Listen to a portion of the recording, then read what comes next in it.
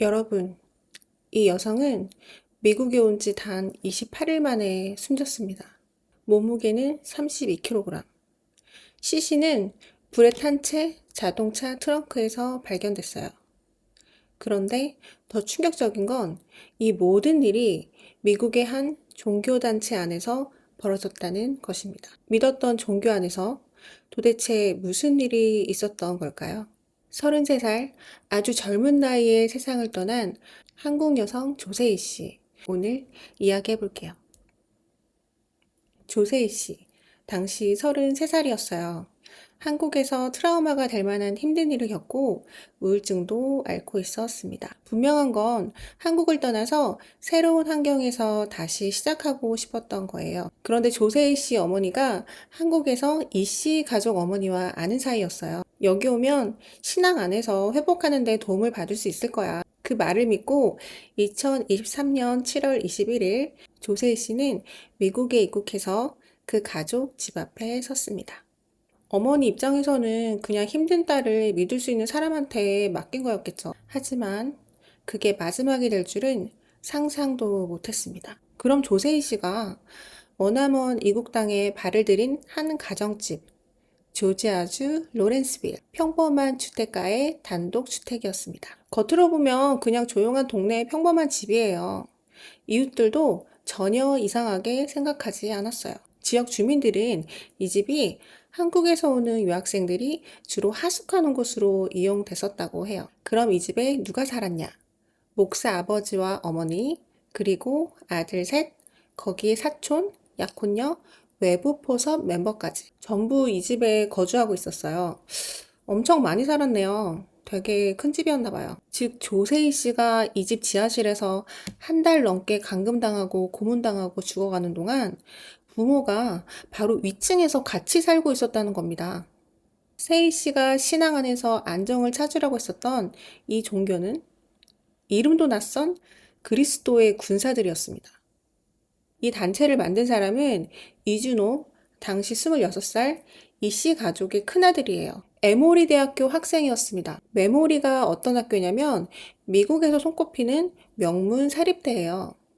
겉으로 보면 공부 잘하는 멀쩡한 청년인데 이 사람이 스스로 이렇게 믿었어요. 나는 하나님으로부터 직접 계시를 받는다. 그리고 예수님처럼 12명의 제자가 필요하다고 생각했습니다. 단체를 만든 게 2022년 11월이에요. 이 단체의 모임 멤버 총 7명이에요. 교주인 첫째 형, 그리고 두 형제, 어머니, 사촌, 교주의 약혼녀, 외부 포섭 멤버까지. 여기서 많은 분들이 궁금해하실 것 같아요.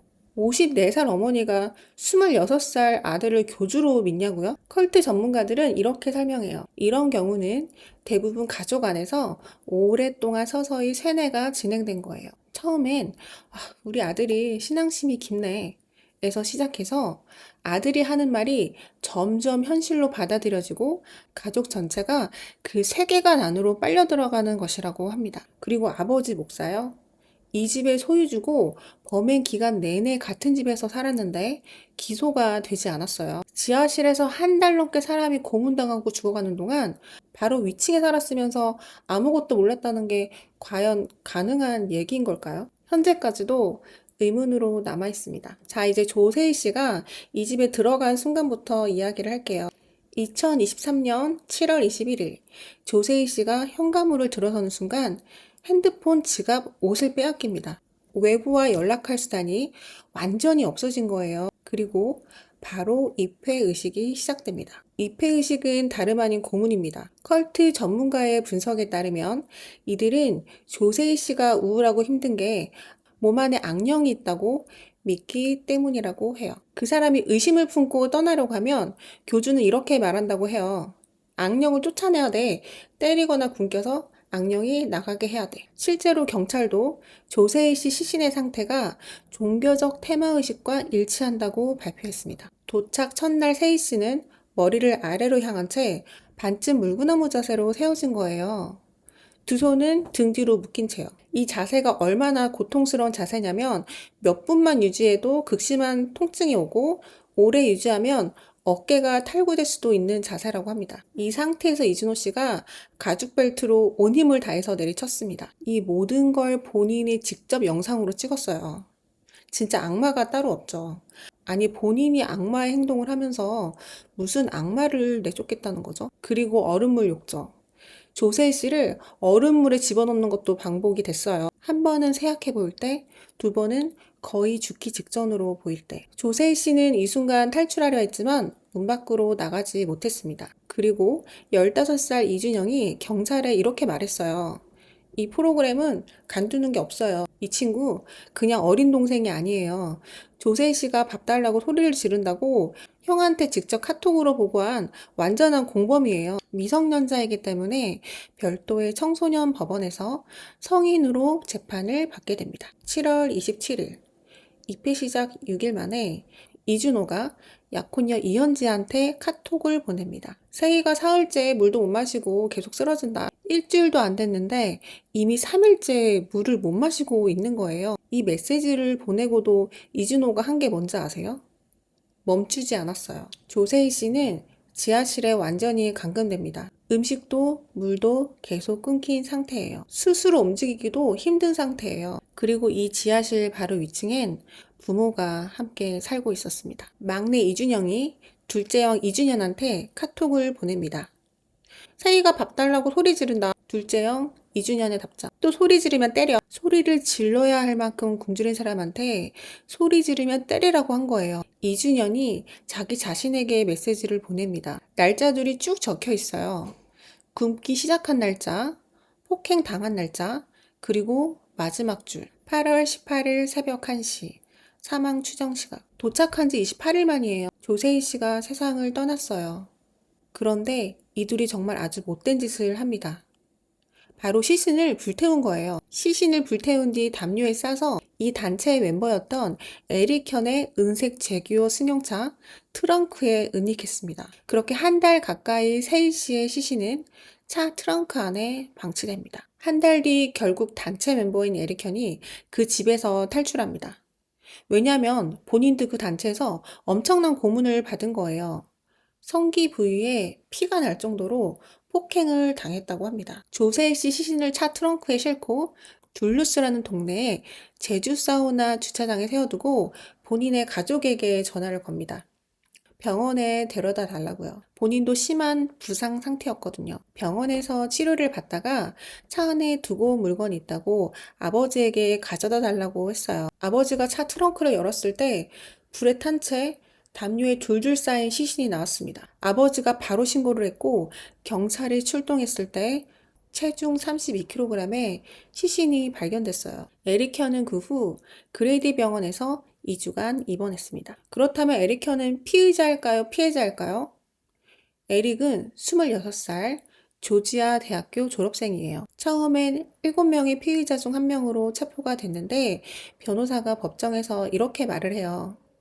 제 의뢰인도 피해자입니다. 에릭현도 똑같이 그 지하실에서 벨트로 맞고 알몸으로 에어소프트건에 100군데 이상 맞고 가슴 피부를 사포로 갈리는 고문을 당했다고 합니다. 정말 정신 이상자들 같아요. 어떻게 하면 사람을 이렇게까지 고문을 하죠? 그것도 모자라서 수천만 원을 뜯겼고 신용카드도 다 쓰이고 에릭현 명의로 집까지 구매가 됐어요. 변호사는 이렇게 말했어요.